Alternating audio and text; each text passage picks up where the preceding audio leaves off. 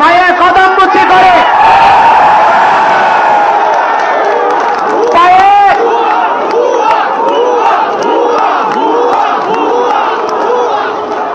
পায়ে পায়ে কদম মুচি করে ছাত্রলীগের পথ দিয়ে দলীয় কর্মকাণ্ড করে আজকে আপনি হয়ে গিয়েছেন আওয়ামী বিদ্বেষী, অথবা আপনি হয়ে গিয়েছেন গণজাগরণের অভ্যুত্থানের নায়ক।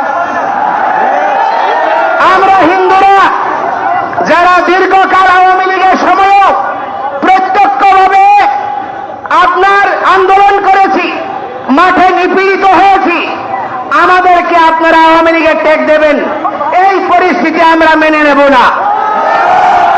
এবং আমরা এখন থেকে সমস্ত বাংলাদেশের হিন্দুরা ভোটের আগে যারা আমাদের অধিকার নিয়ে আমাদের দাবি নিয়ে কাজ করবেন, আমরা সমন্বিতভাবে তাদেরকে ভোট দেব। কোন দলের লেজুর ভিত্তি আমরা হিন্দুরা কেউ করব না। যারা হিন্দু নামে করতে চাইবে তাদেরকে আমরা সামাজিকভাবে বর্জন করব। এবং আমি বলতে চাই, আজকে একটা জিনিস দেখুন, আমাদের নিপীড়নের ইতিহাস, বাংলাদেশের চা শ্রমিকদের যে বেতন তার চেয়েও কম বেতন হচ্ছে সংস্কৃত টোলের 178 টাকা না 79 টাকা। এই টাকা দিয়ে কি দেশ চলে? এই টাকা দিয়ে পরিবার চলে?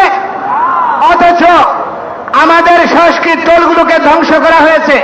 কিন্তু পাশাপাশি আমরা এটাকে মন্দ বলবো না, ইসলামিক শিক্ষা ব্যবস্থাগুলো বিকশিত হচ্ছে, মাদ্রাসা শিক্ষাকে মাস্টার্সের সমমান দেওয়া হয়েছে, বৃহত্তর জনগোষ্ঠীকে রাষ্ট্রযন্ত্রের অংশ করা হয়েছে। এটাকে আমরা বিরোধিতা করি না, কিন্তু ওইটাকে সমর্থন করি মানে এই নয় আমি আমার অধিকার পরিত্যাগ করব।